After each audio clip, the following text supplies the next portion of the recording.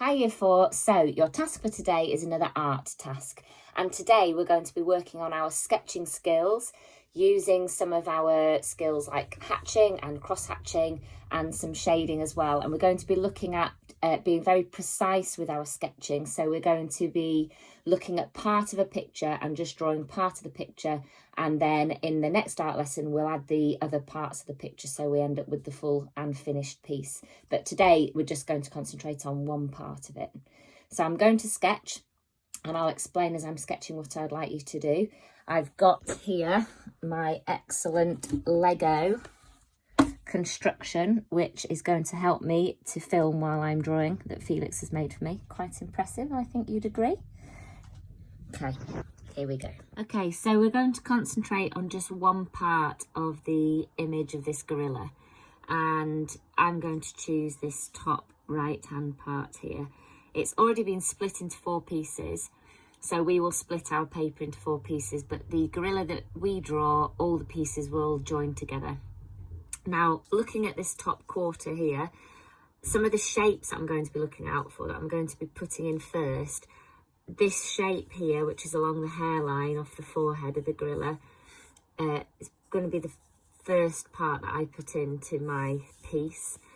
The next part I'm going to look at are the wrinkles here on the bridge of the nose of the gorilla, and then bring it round so that I can then get the shape of the eye in. When we're thinking about shading, this section here we're going to have to make sure is dark, but remember when we sketch we don't just colour, it's going to be a bit more using the sketching techniques that we've practiced before, like hatching and cross hatching. When we come to looking at the detail of the hair, we're going to again put in individual hairs. When you get to this corner here, that's where we can cross hatch to fill in a darker part. You don't have to use a special pencil. I don't have special artist pencils at home, so I've just got a school pencil, but it might be any pencil that you have at home that will be absolutely fine. Now, if you've got a couple, maybe try just doing a little bit of sketching first or shading and seeing which one you are most comfortable with.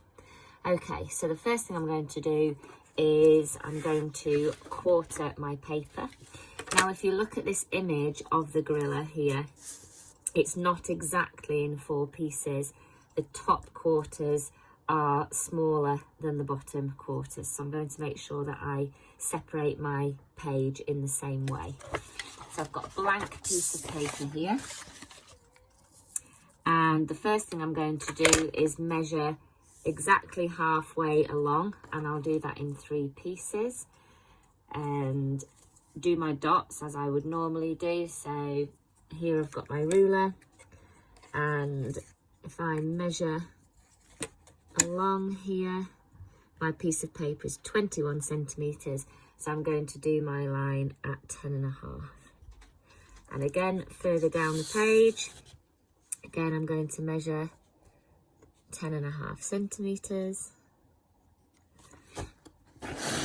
and once more further down the page.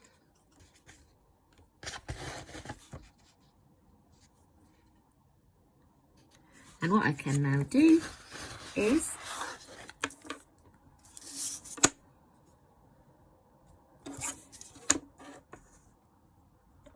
join my dots so that I have a line down the middle of the page. For the top pieces, it's going to be about 2/3 of the way. So if we measure down my piece of paper, it's 29 centimetres. So if we roughly count in 3s, it's approximately 10 centimetres down the line. So I'm going to draw 10 centimetre mark and another 10 centimetre mark and another one, and then I'm going to draw a line across.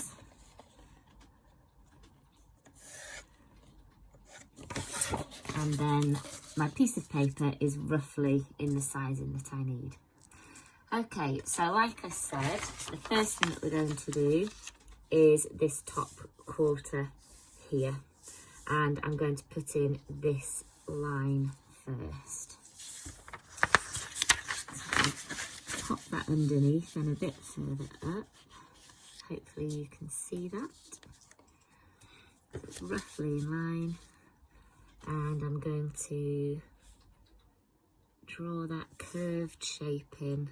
If I look, it's about 2/3 of the way up that line and 2/3 across.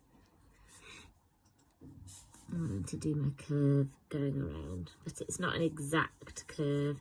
It's a little bit flatter at the top, and then the curved line comes around to join. That's approximately the shape of that part there. The next thing I'm going to do is concentrate on the wrinkles here. This one here. And then I'm going to start sketching.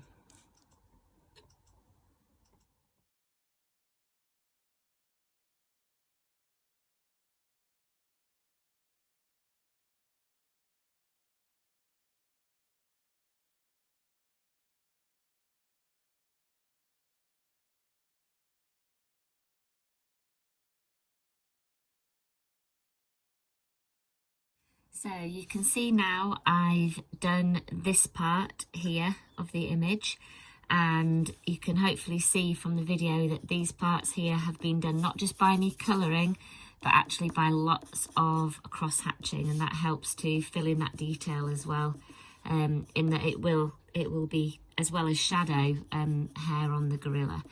Now the next part is getting this hairline in, getting these individual hairs coming off the hairline and filling those hairs in, so lots of hairs. When you get up to the top right hand corner, that's where you can do quite heavy cross hatching because it's very dark there and you can't see the detail of the hair. So that's what I'm going to do next, as well as going over some of this. You might find as you're working that you need to rotate your pencil around because you'll get a flat part of your pencil where you've been working, or you might find that you just have one part, which is where you like to have your pencil resting, and that's fine, that's up to you. It's your choice completely.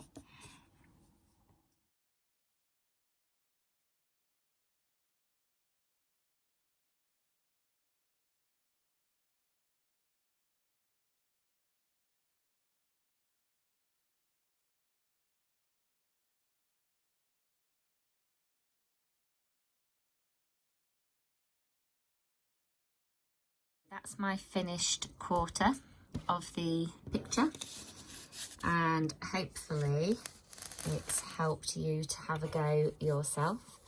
We're not using any colour in this sketching at all, despite the picture being in colour here. We're going to stick with using just pencil for now and trying to work on getting that detail in and getting the perspective right as well, and getting the scale of the image correct as well. So have a go. If at first you don't succeed, try again, don't give up, and work hard on it, and send us anything that you've managed to get completed. Next week we'll work on joining the next part of the image onto this quarter, so make sure you look after your piece of art as well so that we can carry on next week. I'll put this image onto the website, so if you do have a printer and you want to print it out, you can do. If not, then I just suggest when you've watched the video, freezing the video on the picture so that you've got it, so that you can look at it. It is from our book, The Zoo by Anthony Brown. So if you do have that book, you'll be able to look at the image in the book as well. Okay, until next time. Bye, artists.